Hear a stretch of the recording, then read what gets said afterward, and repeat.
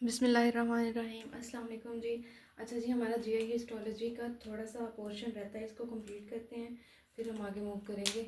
अच्छा जी, GI histology में हमने अब अलग अलग हर ऑर्गन की थोड़ी थोड़ी हिस्टोलॉजी पढ़नी है, जिसमें सबसे पहले इसोफेगस है। और इसोफेगस में हम पढ़ते हैं कि इसमें स्ट्रेटिफाइड स्क्वेमस एपिथेलियम होती है। स्ट्रेटिफाइड स्क्वेमस जो है वो नॉन कैरेटिनाइज्ड होती है, ठीक है, नॉन कैरेटिनाइज्ड एपिथेलियम होती है। दूसरा ये है कि इसमें मसल्स कौन कौन से होते हैं। अपर थर्ड में जो है वो हमारे पास स्मूथ मसल, सॉरी, अपर थर्ड में हमारे पास स्ट्राइएटेड मसल्स होते हैं, ठीक है जी, स्ट्राइएटेड। मिडल में हमारे पास स्ट्राइएटेड प्लस स्मूथ, इनका ना ट्रांजिशन हो रही होती है इनकी मिडल में, ठीक है जी, मिडल थर्ड में ट्रांजिशन हो रही होती है। और हमारे पास जो लोअर वन थर्ड है, इसमें हमारे पास स्मूथ मसल्स होते हैं, ठीक है जी। ये हमारे पास इसोफेगस की हिस्टोलॉजी है। Then we have stomach. Stomach में हमारे पास 3 तरह के सेल्स आ जाते हैं, जिनमें पाराइटल सेल्स हैं जो कि HCl सिक्रीट करते हैं, ठीक है। चीफ सेल्स आ जाते हैं जो कि पेप्सिनोजेन सिक्रीट करते हैं। और उसके अलावा हमारे पास आ जाते हैं गॉबलेट सेल्स जो कि क्या करते हैं, हमारे पास म्यूकस की सिक्रीशन करते हैं स्टमक में। Then we have duodenum. Duodenum में हमारे पास चार चार जो है वो मेन चीज़ें हैं इसकी हिस्टोलॉजी में। एक तो विलाय आ जाते हैं, विलाय भी ड्यूडिनम के सरफेस एरिया को इन्हांस करेंगे। अच्छा, हमारे पास जो न्यूट्रिशन की एब्जॉर्प्शन शुरू होती है ना, वो ड्यूडिनम से थोड़ी थोड़ी शुरू होती है और कोलॉन तक, ठीक है, कोलॉन तक जाती है। तो एब्जॉर्प्शन के लिए हमें मैक्सिमम सरफेस एरिया रिक्वायर्ड होता है बॉडी को, ठीक है। तो इसके लिए सरफेस एरिया इंक्रीज़ होना शुरू होता है ड्यूडिनम से, जिसमें विलाय आ जाते हैं जो कि सरफेस एरिया को इंक्रीज़ करते हैं। उसके अलावा इसमें सरफेस एरिया इंक्रीज़ करने वाली दूसरी बात है प्लाइका सर्कुलेट्स, ठीक है। ये क्या है, हमारे पास प्रोमिनेंट फोल्ड्स होते हैं ड्यूडिनम में, ठीक है। सिर्फ ड्यूडिनम में नहीं, जजुनम में, आइलियम में, इनमें प्लाइका सर्कुलेट्स हैं। ये प्रोमिनेंट फोल्ड्स होते हैं जो कि सरफेस एरिया को इन्हांस करते हैं, ठीक है। उसके अलावा हमारे पास ड्यूडिनम में क्रिप्स ऑफ लिबर्कन आ जाती हैं। क्रिप्स ऑफ लिबर्कन में हमारे पास क्या होता है जनाब, स्टेम सेल्स होते हैं। स्टेम सेल्स होते हैं जो कि स्मॉल इंटेस्टाइन में मौजूद इन सेल्स को इंटेरोसाइट्स, गॉबलेट सेल्स और पेनेट सेल्स, अगर इन सेल्स की डेथ हो रही है तो इनको रिप्लेस करने के लिए ये स्टेम सेल्स मौजूद होते हैं, किसमें, ये क्रिप्स में, क्रिप्स ऑफ लिबर्कन में।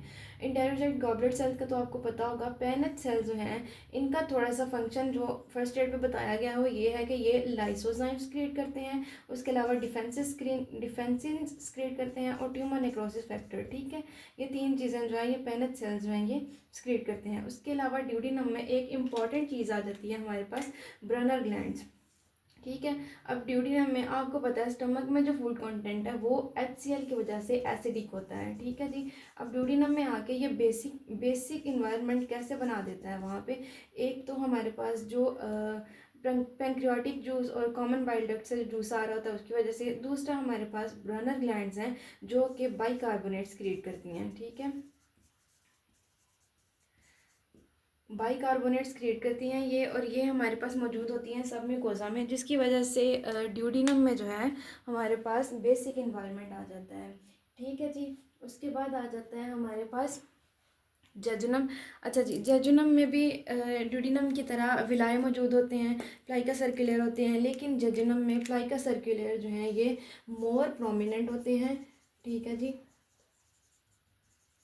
मोर प्रोमिनेंट होते हैं। उसके अलावा लार्जर होते हैं, ठीक है जी, लेंथ में ज़्यादा होते हैं, लेंथी होते हैं, जिसकी वजह से ये मोर सरफेस एरिया प्रोवाइड करते हैं, मोर सरफेस एरिया प्रोवाइड करते हैं। और जेजुनम में भी क्रिप्स ऑफ लिबर्कन प्रेजेंट होती हैं। Then we have ileum. Ileum की 2 इंपॉर्टेंट चीज़ें आ जाती हैं हमारे पास। एक तो हमारे पास पेयर पैचेस आ जाते हैं। पेयर पैचेस क्या हैं, लिम्फॉइड एग्रीगेट्स हैं। क्या हैं ये, लिम्फॉइड एग्रीगेट्स। लिम्फॉइड सेल्स जो हैं वो एग्रीगेट कर जाते हैं किसमें, लेमिना प्रोप्रिया एंड सबम्यूकोजा, ठीक है जी।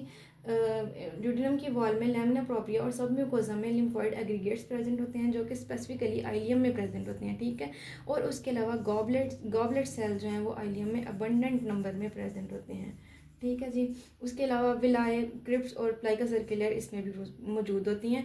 Then we have colon. Colon में हमारे पास क्रिप्स होती हैं, क्रिप्स ऑफ लिबर्कन, लेकिन इसमें इसमें क्या होता है हमारे पास, नो विलाए। इंपॉर्टेंट चीज़ कोलोन में याद रखने वाली ये है कि इसमें विलाए नहीं होते। विलाए जो है वो मेनली प्रेजेंट होते हैं स्मॉल इंटेस्टाइन में, ठीक है।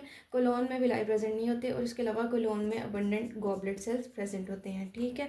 ड्यूडिनम में एक इंपॉर्टेंट चीज़ जो याद रखने वाली थी वो ये थी कि ये जो प्लाइका सर्कुलेयर हैं ये डिस्टल ड्यूडिनम से बनना शुरू होते हैं, डिस्टल ड्यूडिनम से, ठीक है। फिर ऑनवर्ड जजुनम में प्रेजेंट होते हैं, आइलियम में प्रेजेंट होते हैं। कोलोन में प्लाइका सर्कुलर प्रेजेंट नहीं होते, कोलोन में विलाई भी प्रेजेंट नहीं होते, कोलोन में क्रिप्स होते हैं और गॉबलेट सेल्स होते हैं।